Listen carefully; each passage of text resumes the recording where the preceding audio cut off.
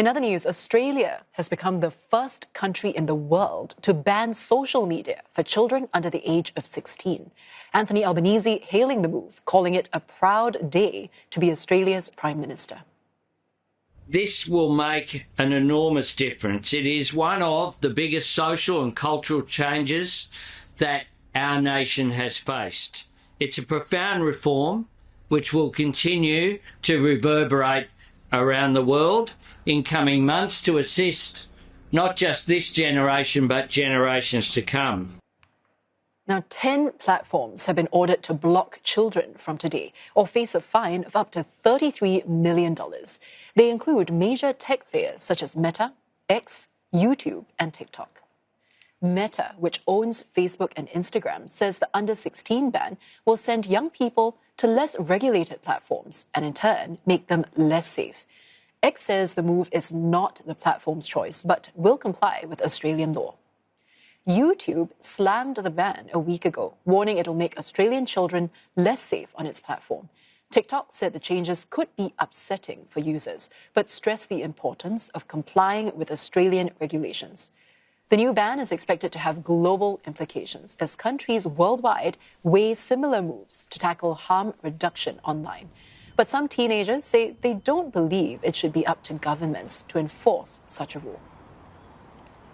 I just feel like there's a lack of trust. I mostly think that the social media should be up to the parents to decide whether their children should be allowed it or not. I don't think it should be a government thing. I kind of see where they're coming from, but also I think if you can get a job at 14, if you can take care of someone's kid, do babysitting and stuff, I think you should be able to have social media and have the government trust you on it. While some parents are glad the government has acted, others have voiced skepticism. When it's a blanket decision, it doesn't take into account the nuance and the variables and people's individual situations. And frankly, people tend to find a way around bans if they really want to. So I don't think it's going to achieve what it's set out to achieve. I think the government has to do something, and I think if it's successful in Australia, which I think it probably will be, the rest of the world will probably follow. Well, Australia's decision may be a win for some parents and a loss for the big social networks, but small businesses and young content creators say they're caught in between. Roger Maynard reports from Sydney. In the world of social media, content is king, particularly for young people like schoolboy Dimmy Harrisim, whose fun online videos about his part-time job generate business for his noodle stall in the Sydney suburb of Burwood. Dimmy, who's still only 15, is one of the many thousands of teenagers who will fall foul of the government's ban. I think it will impact a lot because we use social media these days. So many people use their phone every day for hours and hours, and it can spread out very easily. So it can impact their business a lot, yes. Dimmy is only a small example of how under-16s can utilise their online presence for good. But there's a bigger question over how the ban will affect the social media industry as a whole, particularly when it comes to marketing and the big advertising dollars involved. The influencer industry is $1 billion business in Australia and overseas, so it is playing a massive role in social media marketing. However, the jury's still out on the precise impact of the ban for advertisers.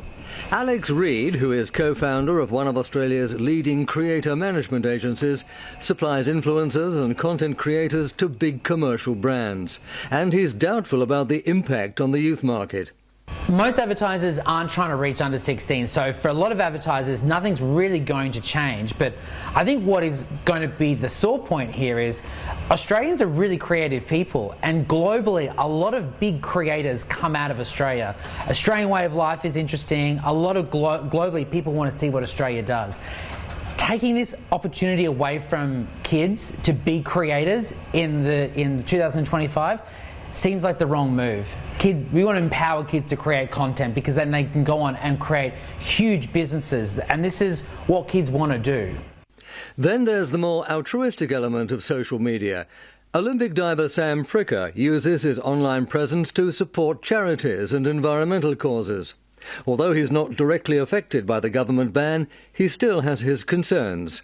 I was actually in federal parliament when this law passed, and what it does is it stops anyone under the age of 16 in Australia from holding accounts on all of these platforms. They say the law protects young people, but I think it strips away an opportunity for young people to learn and grow. The question is, does the negative influence of social media outweigh the positive? The Australian Parliament decided it does, and many people agree. Look, overall, I feel like it is a good idea because it's showing that we are prioritising the mental health of young Australians. It's a really great start to publicly show that support that we're doing something about it. There's definitely some flaws in it, but great start. The intention of what the government's doing is sound. Like, yes, the internet can be a scary place, but just removing it is not the answer. Like 10, 15 years ago, the education was strange danger. Don't talk to people you don't know. The playground has evolved. The playground is now online, and the education needs to keep up, so we're educating and arming kids for the real world. We can't just remove it and then expect that as soon as they turn 16, they'll then understand how to conduct themselves online and what's right and what's wrong.